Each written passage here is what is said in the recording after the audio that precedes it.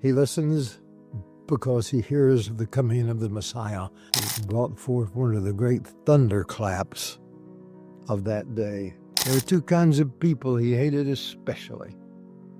One, Gentiles. Let's tell stories. You will use the story of my life as told by Jesus Christ for the years 26, 27, 28, 29, and 30. We're now in the year 27. It is Paul of Tarsus. He has heard of John the Baptist. Even in his synagogue in Tarsus, there is laughter, there is interest in this raven-head man who is insulting not only the Pharisees but the Sadducees. He listens because he hears of the coming of the Messiah, and in his mind he sees Alexander the Great storming through the nations of the world, conquering them in the name of the living God. In the year 27, he does not hear anything about the man who has befriended and become and is rumored to be a kin of John the Baptist. The matter of messiahs is so common. Every man, it seems, who has something new to consider eventually calls himself the Messiah. But the prophet, a man in camel hair and eating locusts and honey and only preaching in the wilderness, that captivated the mind of everyone. The only thing that he knows that happened in the year 26, 27 is that the emperor has left Campania, one of the hills of Rome, and has come to Capri and has taken up his rule from there, while a man named Sejanus is ruling in his stead. Now, at this very time, there is a 15-year-old boy who will one day be emperor. A fate alone will decide that, because there is too much intrigue to guess who might be the survivors. But this we can know, that in 27, there was one thing going on that would continue on until the death of the Emperor Tiberius, and that is intrigue. Intrigue, plots, banishment, and death. There's a woman whose name is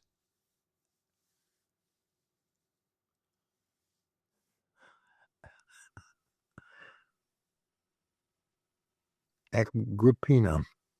She is actually the third Agrippina, named after a friend of Julius Caesar and a friend of Augustus Caesar.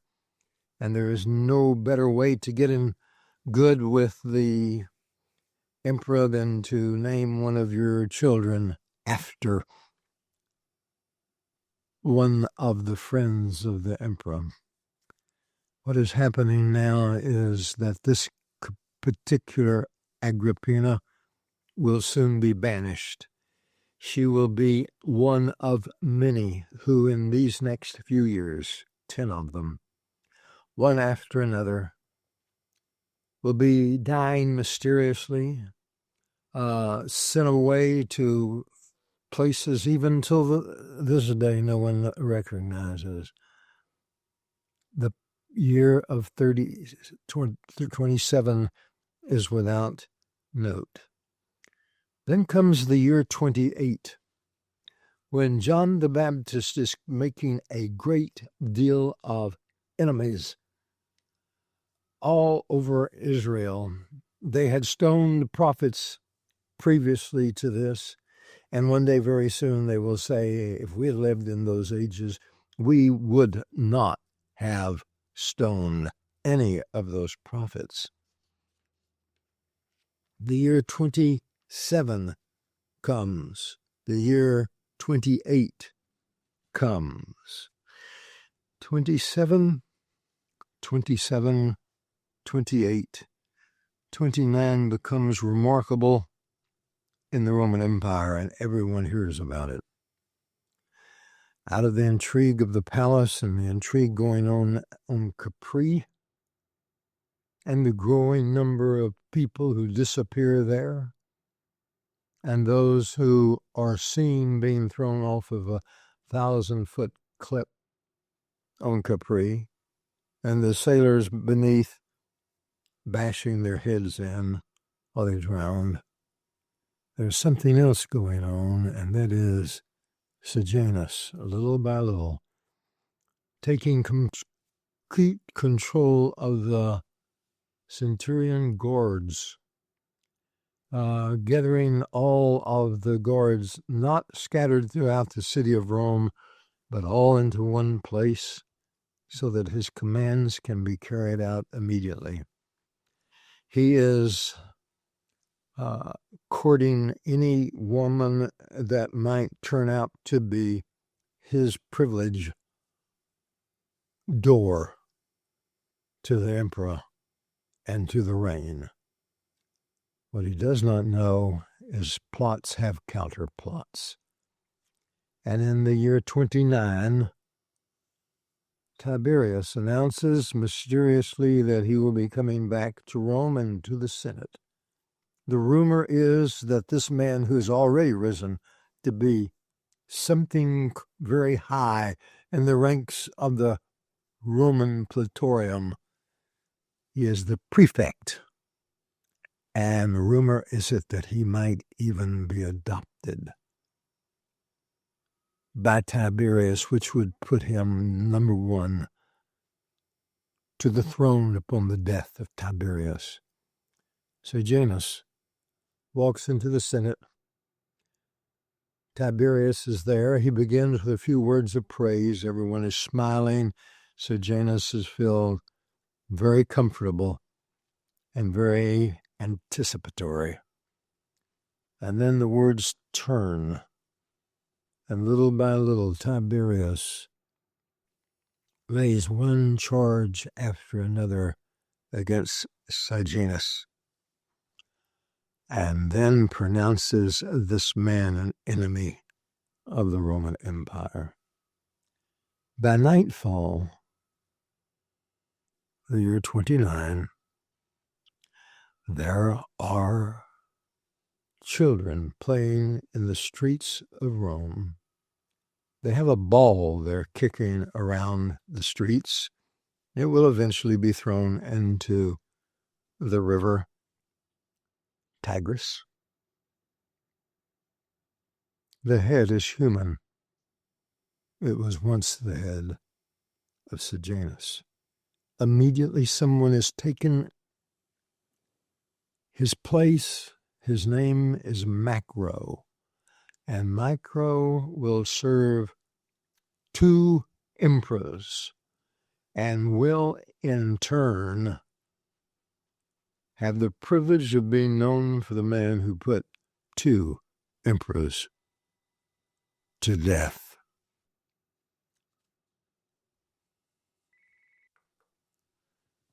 There's something else that happens in 29. The man who rules over Galilee is one of the sons of Herod. His name is Herod Antipas. Every year he must go to Rome to report to the emperor. So must all of the 104 people who head the 104 provinces of the empire. When he is there, he meets his niece. His half-brother has a child, a grown woman who herself has a daughter, that this is evil meeting evil.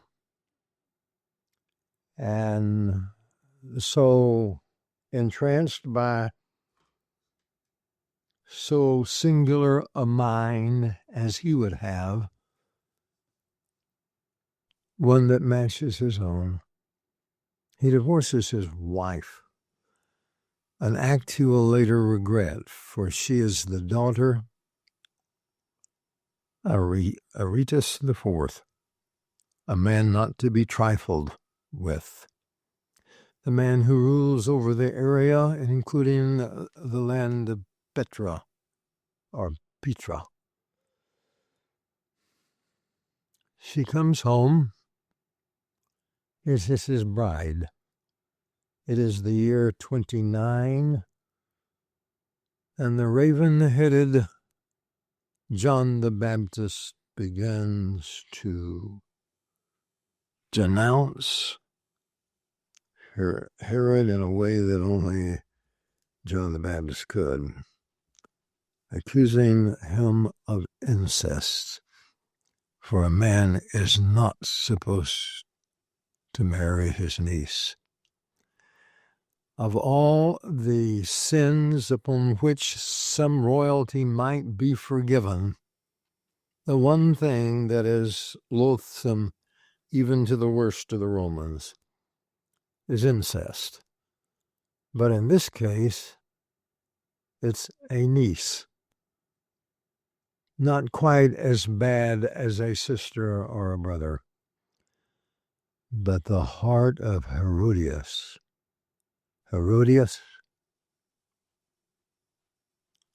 wants John the Baptist dead. In the meantime, the young man in Tarsus is plying his trade as a tent maker. He's now approximately 18 years old. He has a young sister, by the way, who will play high in the drama of the man Paul of Tarsus. Yeah.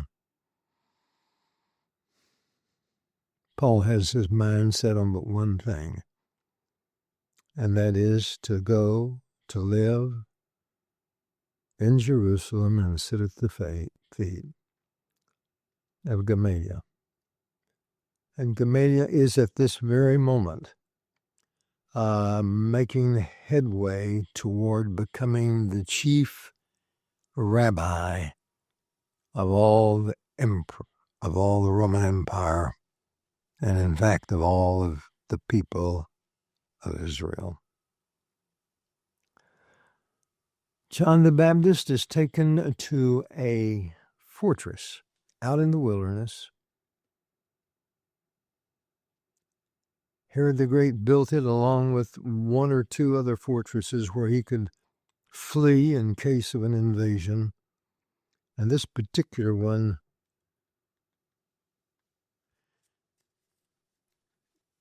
is pronounced Macherus. And that's where John is put in prison. And he waits for the judgment of Herod. One day in a banquet, Herod, and this will be talked in every marketplace in the Roman Empire, Herod asked the young and beautiful Salome, daughter of Herodias,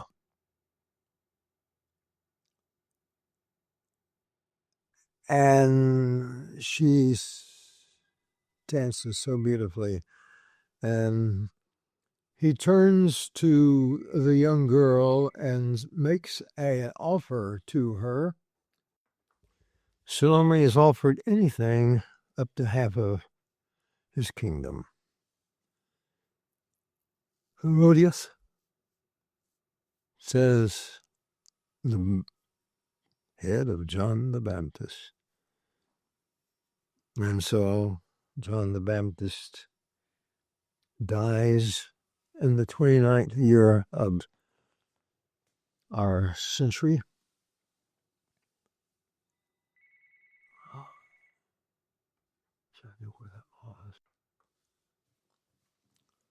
Tiberius read many things in the year 30 AD, but one of them will be a letter that comes every week from Pontius Pilate, in which he will be told of the crucifixion of a prophet, a typical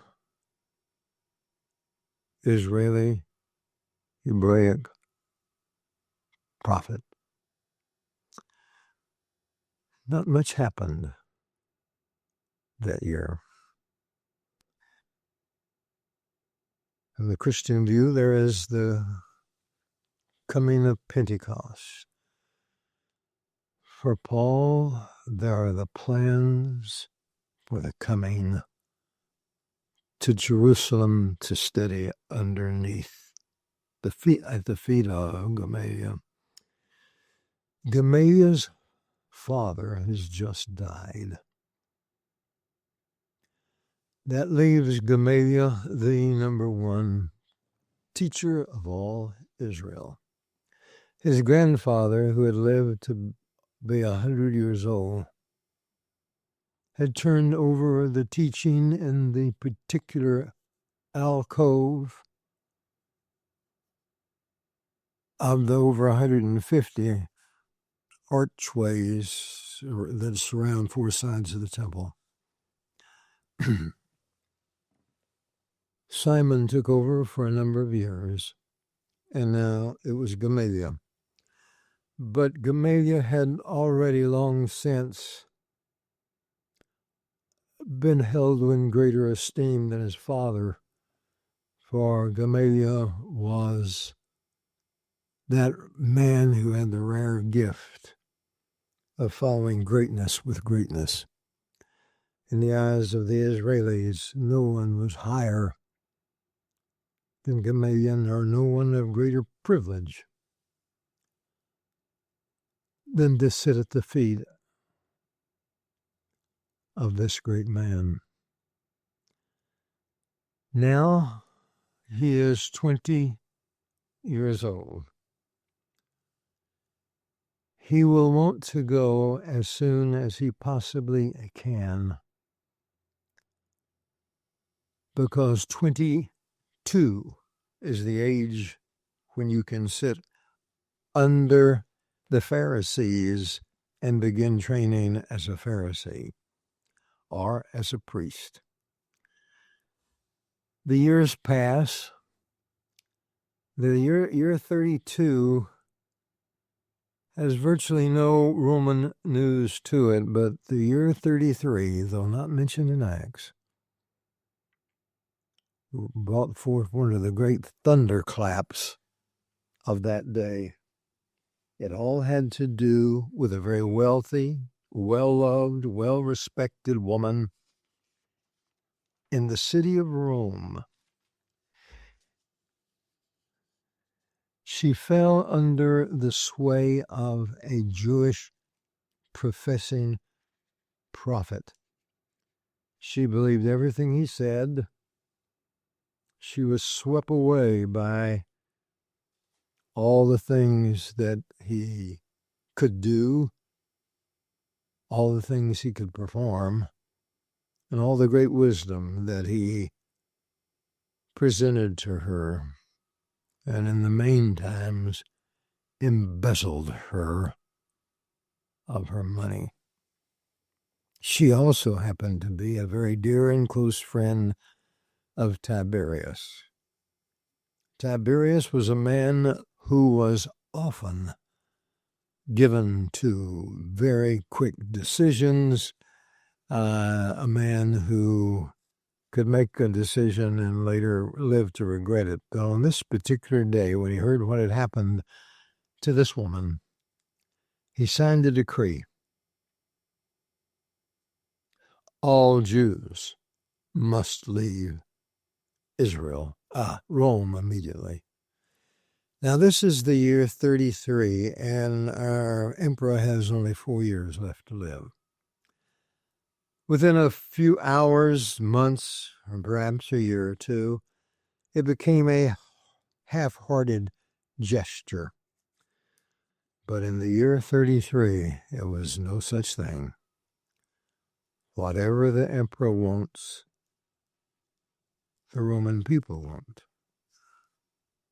What the emperor is for, the people of the empire are for.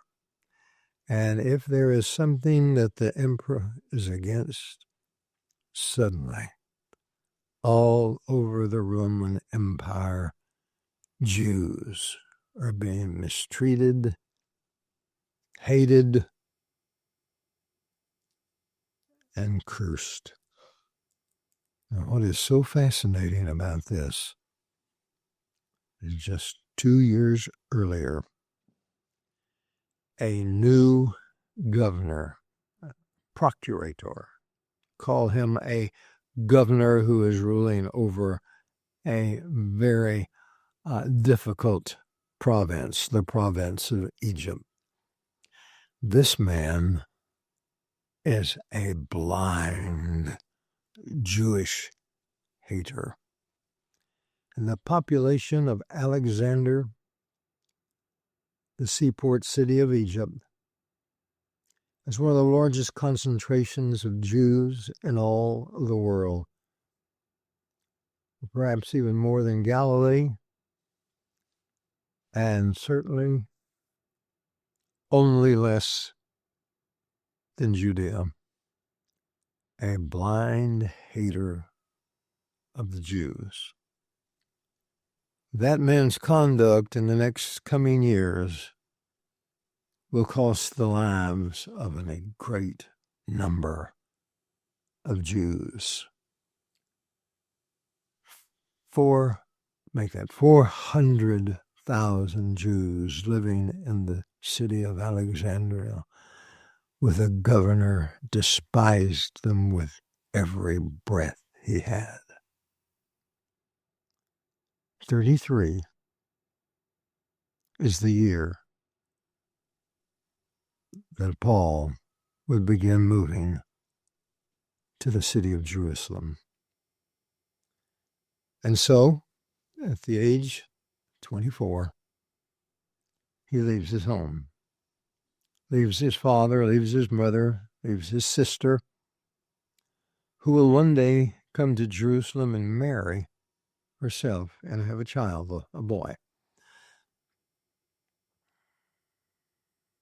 Of his wealth, we know nothing. We only know that he has been given permission to live in the home of Andronica and Andronica's wife, Julia. He makes his way down the eastern seaboard of the Mediterranean Sea, retracing the ship's steps that he had when he first went at the age of 12 or 13 to the city of Jerusalem. He has a particular desire on this occasion. He lands at Caesarea by the sea, once more sees the great colossus of Apollos, the male god of fertility, etc. The beautiful city, its hippodrome, its endless beauties and architecture, and now has been added a great host of apartments just beside the ocean and just near the temple to Apollos.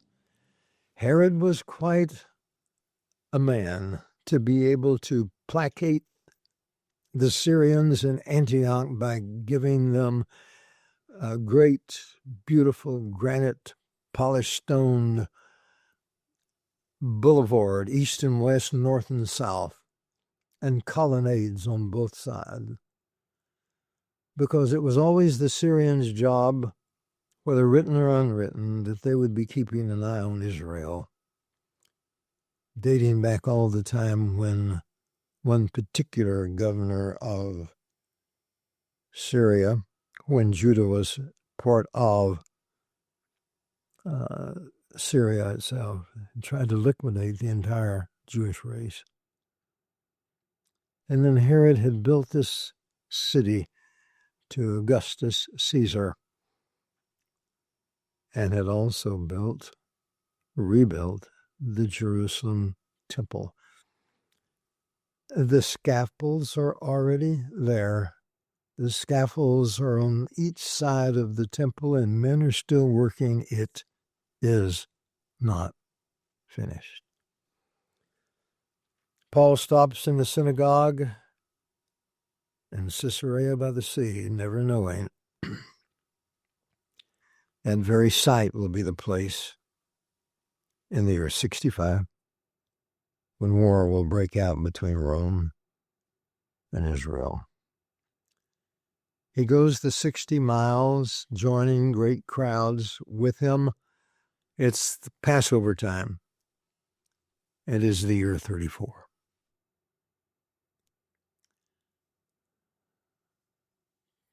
Paul decides that he wants to see the spectacular event that takes place early in the morning, the day before Passover. So he arrives late at night, goes up to the Mount of Olives, and there he spends the night. What he's waiting to see is the coming of the sun out of the east. Its rays will bugle forth and touch the temple facade, the face of the temple, with its many terraces building upward, and high in the very last place where there would be a door was a curtain. And behind that curtain was the living God. And so he slept. And the next morning,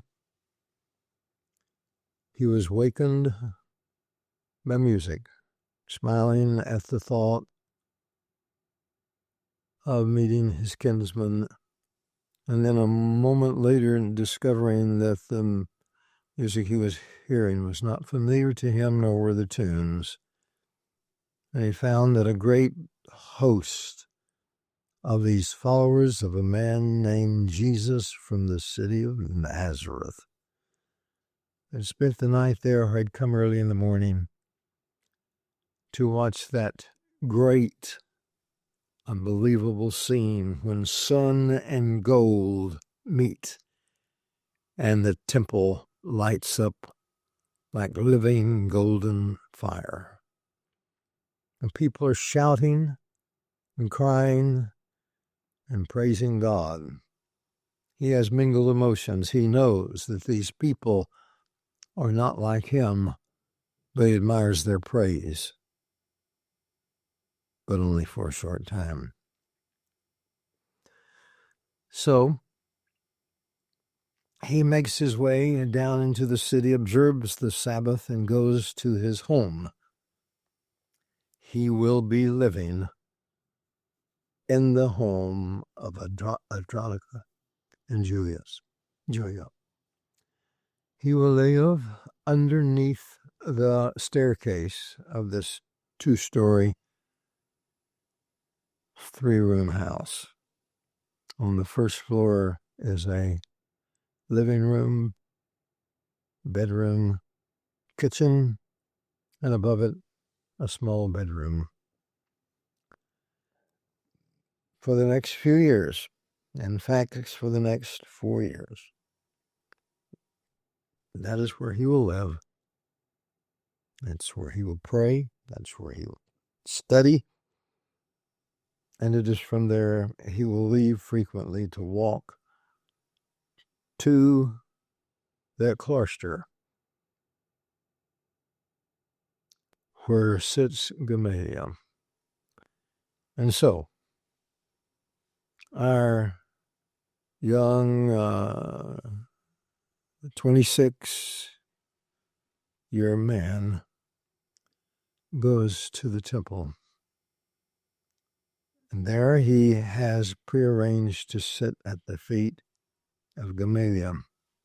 But there's another alcove, another cloister, right next to the other.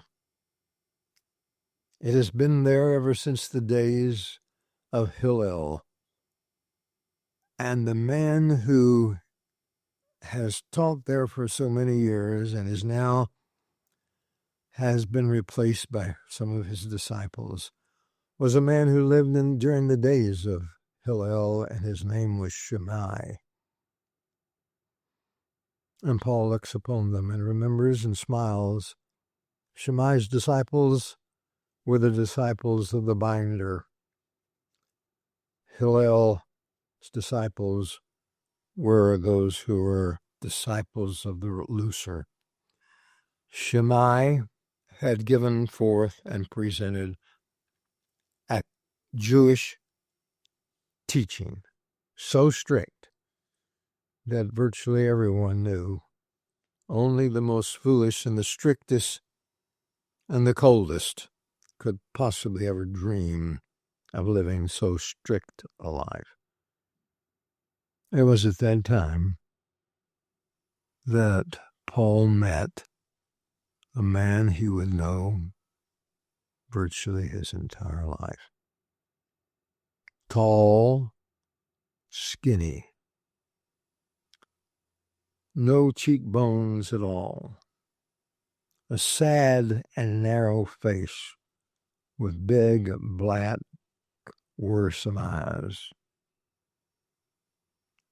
Skinny all over, and a man who was, from the day he had become a Pharisee until the day that he died in Jerusalem, waiting for the Messiah in August of 70 AD, stood a man whose name was Sinai. And we will wait to find out what the word Sinai really means in the Hebrew language, for it is the Hebrew word for a particular plant. So Paul sat down at the feet of Gamaliel, taking notes, repeating every word that Gamaliel uttered, asking questions, hearing answers that he was not prepared for.